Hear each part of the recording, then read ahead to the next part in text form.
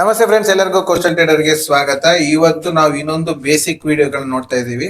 ಯಾಕೆಂತ ಹೇಳಿದ್ರೆ ಬೇಸಿಕ್ ನಿಮ್ಗೆ ಕ್ಲಿಯರ್ ಆಯ್ತು ಅಂತ ಹೇಳಿದಾಗ ಮಾತ್ರ ನೀವು ಮತ್ತೆ ನೆಕ್ಸ್ಟ್ ಸ್ಟೆಪ್ ಅನ್ನ ಕಲೀಲಿಕ್ಕೆ ಆಗೋದು. ಕರೆಕ್ಟ್ ಅಲ್ವಾ? ಸೊ ಈಗ ನಾವೇನಂದ್ರೆ ನಮ್ಮ ಯೂಟ್ಯೂಬ್ ಅಲ್ಲಿ ತುಂಬಾ ಸಲ ನಾವು 12 ಗಂಟೆ ಝೋನ್ ಅಂತೆಲ್ಲ ಹೇಳ್ತಾ ಇರ್ತೀವಿ. 12 ಗಂಟೆ ಝೋನ್ ಅನ್ನ ಮಾರ್ಕ್ ಮಾಡಿ ತೋರಿಸ್ತಾ ಇರ್ತೀವಿ. ಆದ್ರೆ ಎಷ್ಟೋ ಜನಕ್ಕೆ ಆ ರೆಕ್ಟಾಂಗಲ್ ಬಾಕ್ಸ್ ಅನ್ನ ಹೇಗೆ ಹಾಕುದು ಅನ್ನೋದೇ ಗೊತ್ತಿಲ್ಲ. ಹಾಗಾಗಿ ಅವ್ರು ತುಂಬಾ ಕನ್ಫ್ಯೂಸ್ ಮಾಡ್ಕೊಂಡು, ಸರ್ ನೀವು ಬಾಕ್ಸ್ ಹಾಕ್ತೀರಿ, ನಾವು ಟ್ರೈ ಮಾಡ್ತಾ ಇದ್ವಿ, ಅದ್ರ ಬಾಕ್ಸ್ ಕರೆಕ್ಟ್ ಆಗಿ ಬರ್ತಾ ಇಲ್ಲ, ಸೊ ಅದು ತುಂಬಾ ಚಿಕ್ಕದಾಗಿ ಕಾಣ್ತಾ ಇದೆ, ನಿಮ್ ತರ ಫುಲ್ ಬರಲ್ಲ, ಅದು ಹೇಗ್ ಮಾಡ್ಬೇಕು ಅನ್ನೋದೆಲ್ಲ ಕೇಳ್ತಿದ್ದಾರೆ. ನೋಡಿ, ಇದು ಆಕ್ಚುಲಿ ಇದು ಬೇಸಿಕ್ ಕ್ವಶನ್ಸ್ ಅಂಡ್ ಬೇಸಿಕ್ ಪಾಪ ಏನು ಗೊತ್ತಿಲ್ಲದವ್ರು ಕೇಳುವಂತಹ ಪ್ರಶ್ನೆ. ಇದು ಅಡ್ವಾನ್ಸ್ ಆಗಿ ಆಲ್ರೆಡಿ ತಿಳ್ಕೊಂಡವ್ರಿಗೆ ಏನಿಸ್ಬಿಡುತ್ತೆ, ಇದೆಲ್ಲ ಎಂತ ನಂಗೆ ಗೊತ್ತಲ್ಲ ಅಂತ ಅನ್ಸುತ್ತೆ. ಬಟ್ ಈ ಒಂದು ಅವ್ರಿಗೋಸ್ಕರ ಈ ಮಾಡ್ತಾ ಇರೋದು ವಿಡಿಯೋ. ಸೊ ಅವ್ರಿಗೆ ಇದು ಯುಟಿಲೈಸ್ ಆಗ್ಲಿ ಅಂತ ಮಾಡ್ತಾ ಇದ್ದೀನಿ. ಸೊ ಅವರೆಲ್ಲ ನೋಡ್ಲಿ.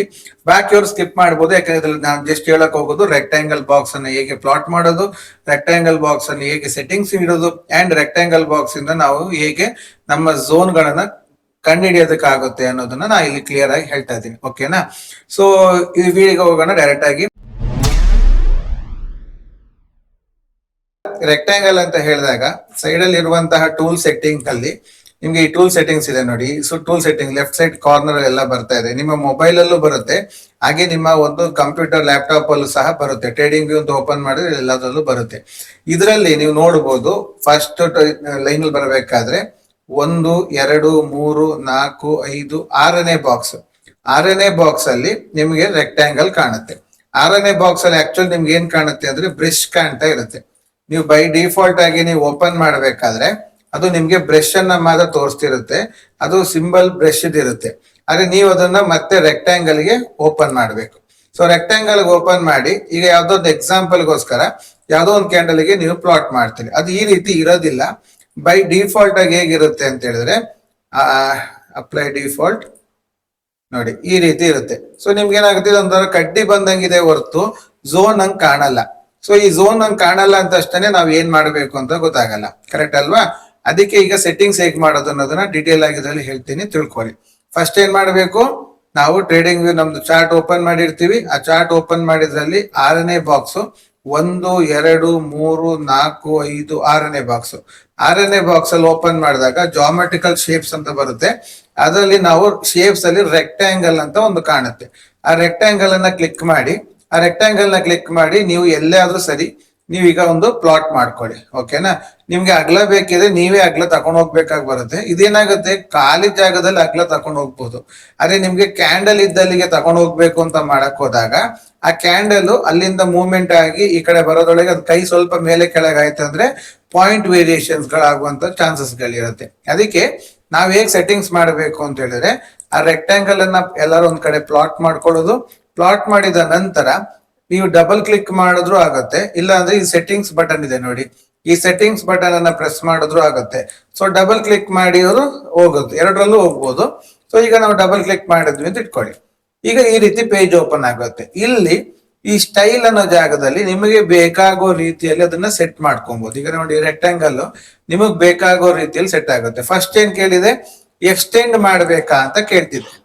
ನಿಮ್ಗೆ ಎಕ್ಸ್ಟೆಂಡ್ ಮಾಡ್ಬೇಕಾ ಅಂತ. ಇಲ್ಲಿ ನಾವ್ ಏನ್ ಉತ್ತರ ಕೊಟ್ಟಿದೀವಿ, ಡೋಂಟ್ ಎಕ್ಸ್ಟೆಂಡ್ ಅಂತಂದ್ರೆ ಎಕ್ಸ್ಟೆಂಡ್ ಮಾಡಬೇಡ ಅಂತ ಹೇಳಿದೀವಿ. ಹಂಗಾದ್ರೆ ಅದಕ್ಕೆ ಎಕ್ಸ್ಟೆಂಡ್ ಮಾಡಿಲ್ಲ. ಈಗ ಮಾಡ್ಬೇಕು ಅಂತ ಹೇಳಿದ್ರೆ ನಾವು ಹೇಳ್ಬೋದು, ಯಾವ ಕಡೆ, ಬಲ ಬದಿಗೆ ಎಕ್ಸ್ಟೆಂಡ್ ಮಾಡು ಅಂದ್ರೆ ಬಲ ಬದಿಗೆ ಮಾಡುತ್ತೆ, ಎಡ ಬದಿಗೆ ಎಕ್ಸ್ಟೆಂಡ್ ಮಾಡು ಅಂದ್ರೆ ಎಡ ಬದಿಗೆ ಮಾಡುತ್ತೆ. ಕರೆಕ್ಟ್ ಅಲ್ವಾ?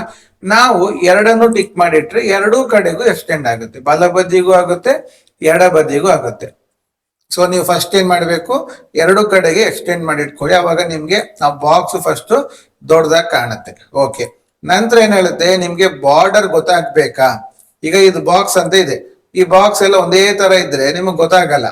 ಸೊ ನಿಮ್ಗೆ ಬಾರ್ಡರ್ ನ ಕಂಡುಹಿಡಿಬೇಕಂದ್ರೆ ಅದರ ಕಲರ್ ಚೇಂಜ್ ಮಾಡ್ಬೇಕಾ ಕೇಳುತ್ತೆ. ಸೊ ನೀವು ಕಲರ್ ಚೇಂಜ್ ಮಾಡಿದ್ರೆ ನೋಡಿ, ಬಾರ್ಡರ್ ಅಲ್ಲಿ ಕಪ್ಪು ಕಲರ್ ಬಂತು. ಕರೆಕ್ಟ್ ಅಲ್ವಾ?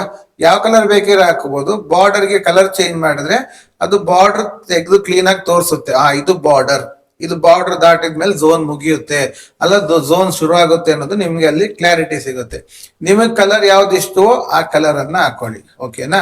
ಮತ್ತೆ ಮೇನ್ ಆಗಿ ಏನಂದ್ರೆ, ನಮ್ಗೆ ಬ್ಯಾಕ್ ಗ್ರೌಂಡ್ ಅಲ್ಲಿ ಕಾಣೋ ಕಲರ್, ಈ ಕಲರ್ ಇಲ್ಲದೆ ಹೋದ್ರೆ ನಮ್ಗೆ ಅದು ಬಾಕ್ಸ್ ಮಾತ್ರ ಕಾಣುತ್ತೆ, ಅದಷ್ಟು ಕ್ಲಾರಿಟಿ ಸಿಗಲ್ಲ ನಮ್ಗೆ. ಅದು ಲೈನಾ ಬಾಕ್ಸ್ ಗೊತ್ತಾಗಲ್ಲ. ಅದಕ್ಕೆ ಬ್ಯಾಕ್ ಗ್ರೌಂಡ್ ಇಟ್ಕೊಂಡ್ರೆ ಅದು ಬಾಕ್ಸ್ ತರ ಕಾಣುತ್ತೆ. ನಿಮಗೆ ಯಾವ ಕಲರ್ ಇಷ್ಟವೋ ಆ ಕಲರ್ ಹಾಕೊಬಹುದು. ಲೈಟ್ ಆದ್ರೆ ಲೈಟ್ ಅಂತ ಹಾಕೊಬಹುದು, ಡಾರ್ಕ್ ಆದ್ರೆ ಡಾರ್ಕ್ ಕಲರ್ ಹಾಕೋಬಹುದು. ನಿಮಗೆ ಯಾವ ಕಲರ್ ಬೇಕೋ ಆ ಕಲರ್ ಅನ್ನ ಹಾಕೊಬಹುದು. ನಿಮ್ಗೆ ಅದು ಆ ಕಲರ್ ಅನ್ನ ಸೂಟ್ ಮಾಡಿ ಅದು ಬಾಕ್ಸ್ ಅನ್ನ ಕೊಡುತ್ತೆ. ಲೈಟ್ ಕಲರ್ ಪ್ರಿಫರಬಲ್, ಯಾಕೆಂದ್ರೆ ಕ್ಲೀನ್ ಆಗಿ ಕಾಣುತ್ತೆ, ಬಾಕ್ಸ್ ಕ್ಲೀನ್ ಆಗಿ ಕಾಣುತ್ತೆ. ಲೈಟ್ ಕಲರ್ ಅನ್ನ ಪ್ರಿಫರ್ ಮಾಡ್ಬೋದು. ಮತ್ತೆ ಇಲ್ಲೊಂದು ಮಧ್ಯದ ಮಿಡಿಲ್ ಲೈನ್ ಬೇಕಾ ಅಂತ ಕೇಳಿದೆ ನೋಡಿ. ಮಿಡಿಲ್ ಲೈನ್ ಬೇಕಿದ್ಯಾ ಅಂತ ಕೇಳಿದೆ. ನಾವು ಬೇಡ ಅಂತ ಅನ್ಟಿಕ್ ಮಾಡಿದೀವಿ. ನಾವು ಅದನ್ನ ಬೇಕು ಅಂತ ಏನಾರ ಹೇಳಿದ್ವಿ ಅಂತ ಆದ್ರೆ ನಮಗೆ ಒಂದು ಮಿಡಿಲ್ ಲೈನ್ ಅನ್ನ ಕೊಡುತ್ತೆ. ಈಗ ನೋಡಿ, ಅನ್ಟಿಕ್ ಮಾಡಿದಾಗ ಮಧ್ಯದ ಲೈನ್ ಇಲ್ಲಿ ನೋಡ್ತಾ ಇರ್ಬೋದು ನೀವು. ಈ ಜಾಗದಲ್ಲಿ ನಾನೀಗ ಮಾರ್ಕ್ ಮಾಡಿ ತೋರಿಸ್ತೀನಿ ನೋಡಿ. ಈ ಜಾಗದಲ್ಲಿ ನಿಮ್ಗೆ ಮಿಡಿಲ್ ಲೈನ್ ಇಲ್ಲ. ಈಗ ನೀವು ಅನ್ಟಿಕ್ ಮಾಡಿದ್ರಿದ್ರೆ ನೋಡಿ, ಅಲ್ಲಿ ಮಿಡಿಲ್ ಲೈನ್ ಬಂತು. ಸೊ ಮಿಡಿಲ್ ಲೈನ್ ಬೇಕು ಬೇಡ ಅನ್ನೋದನ್ನ ನೀವು ಇಲ್ಲಿ ಸೆಟ್ ಮಾಡಿ ಇಡ್ಬೋದು.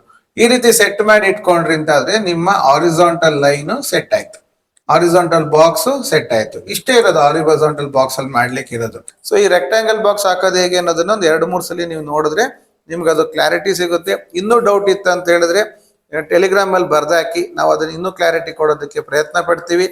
ಅಂಡ್ ಇನ್ನೂ ಇಲ್ಲ ಸರ್ ನನಗೆ ಇನ್ನೂ ಇದ್ರದ್ದು ಡೀಟೇಲ್ ಆಗಿ ಬೇಕು ಅಂದ್ರೆ ನಮ್ಮ ಕೋರ್ಸ್ಗೆ ಬನ್ನಿ, ನಿಮ್ಗೆ ಅಲ್ಲಿ ಇನ್ನೂ ಪಾಯಿಂಟ್ ಟು ಪಾಯಿಂಟ್ ಅನ್ನ ಕ್ಲಿಯರ್ ಆಗಿ ಹೇಳ್ಕೊಡ್ತೀವಿ ಅಂತ ಹೇಳ್ತಾ ಈ ವಿಡಿಯೋವನ್ನ ಕಂಪ್ಲೀಟ್ ಮಾಡ್ತಿದ್ದೀನಿ. ಇಷ್ಟ ಆದರೆ ಲೈಕ್ ಮಾಡಿ, ಸಬ್ಸ್ಕ್ರೈಬ್ ಮಾಡಿ, ನಿಮ್ಮ ಫ್ರೆಂಡ್ಸ್ಗೂ ತಿಳಿಸಿ. ಧನ್ಯವಾದಗಳು.